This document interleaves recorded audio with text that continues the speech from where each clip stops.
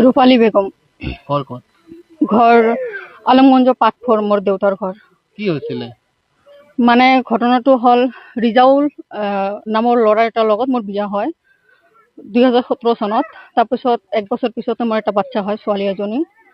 তাৰপিছত বাচ্চা হোৱাৰ লগে লগে তাৰ ঘৰৰ মানুহ, তাৰ ফেমিলি, ৰিজাউল মোৰ ওপৰত পুৰা অত্যাচাৰ, বহুত মানসিক অত্যাচাৰ, শাৰীৰিক অত্যাচাৰ, বহুত মাৰপিট কৰি ঘৰৰ পৰাই খেদি দেয়।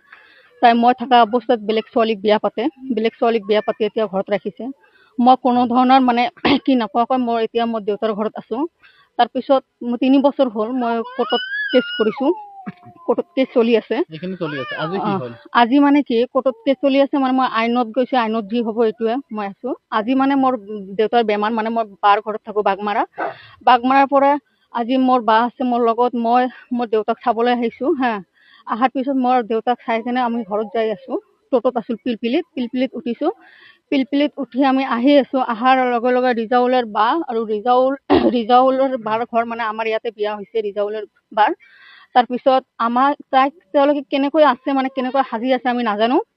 কিন্তু আমি অহাৰ লগে লগে ফাৰ্ষ্ট টাইম মকবুল মাষ্টাৰ, তাৰপিছত মকবুল মাষ্টাৰৰ ল'ৰা মুন আৰু ৰিজাউল, মিনু, এইকেইটা ধৰি গাড়ীৰ পৰা মোক নামাইছে। নামাৰ পৰা মোক বহুত মানে মাৰিছে। তাৰপিছত জোৰ জবৰদস্তি তাৰ ঘৰত লৈ গৈছে। লৈ যোৱাৰ পিছত মোক যেতিয়া ঘৰত লৈ গৈছে, তাৰ গেট আছিল, গেটখন মাৰি দিছে। মাৰি দিয়াৰ পিছত মোক মকবুল মাষ্টাৰ আছে যে আৰু মুন, তাৰপিছত মোক দুটাকে বেয়া জেগাত হাত সোমাই দিয়ে, বহুত অত্যাচাৰ কৰিছে, বহুত বেয়া কি কৰিছে, বেয়া কাম কৰিবলৈ চেষ্টা কৰিছে। আৰু চাওক মোৰ কাপোৰ চাপোৰ ছিঙি দিছে পুৰা। তাৰপিছত যেতিয়া মোৰ পুৰা ঘৰৰ ভিতৰত এনেকুৱা কি কৰি আছে, বাহিৰত গেটৰ বাহিৰত মোৰ বা আছিল 3জন। তাৰপিছত সিহঁতে গেট মানে পুৰা কি কৰি আছে, গেট খুলি দিয়ক, মোৰ মানে ভণ্টি কি কৰি আছে, আপোনালোকে গেট খুলি দিয়ক। পিছত গেট খোলা নাই, সিহঁতে গেটখন ভাঙি মানে সোমাইছে ভিতৰত।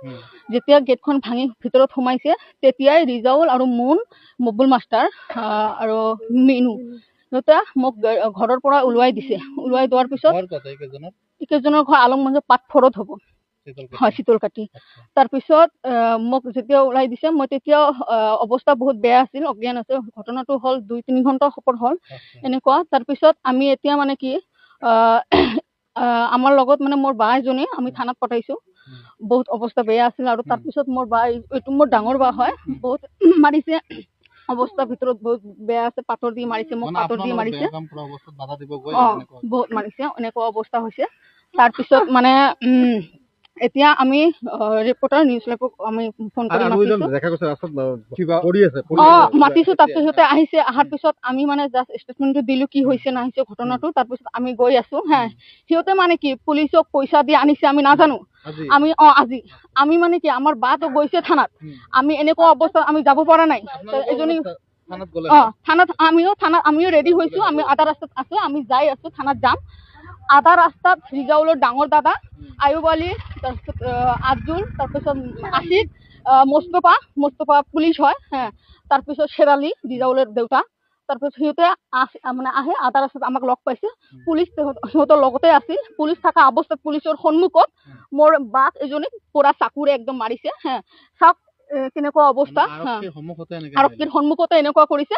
আৰক্ষী একো কৰা নাই, আৰক্ষী সিহঁতৰ লগত গুচি গ'ল, আৰক্ষী একো কৰা নাই। তো এইটোৱে মোৰ মানে আমাৰ এইটোৱে আহ্বান জনাইছোঁ, কি হ'ব আজি, কেনেকৈ কি অৱস্থা হ'ল।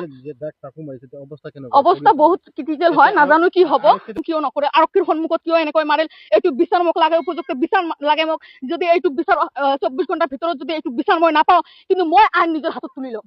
মই যদি মৰো, মই 10 জনক লৈ মৰিম, কিন্তু মই 24 ঘণ্টাৰ ভিতৰত যদি মই কোনো ধৰণৰ বিচাৰ যদি নাপাওঁ, তেতিয়াহ'লে আইন মই নিজৰ হাতত তুলি ল'ম। মই কি কৰিম মই নিজেও নাজানো, কিন্তু কৰিম যে এইটো 100% চিয়ৰ।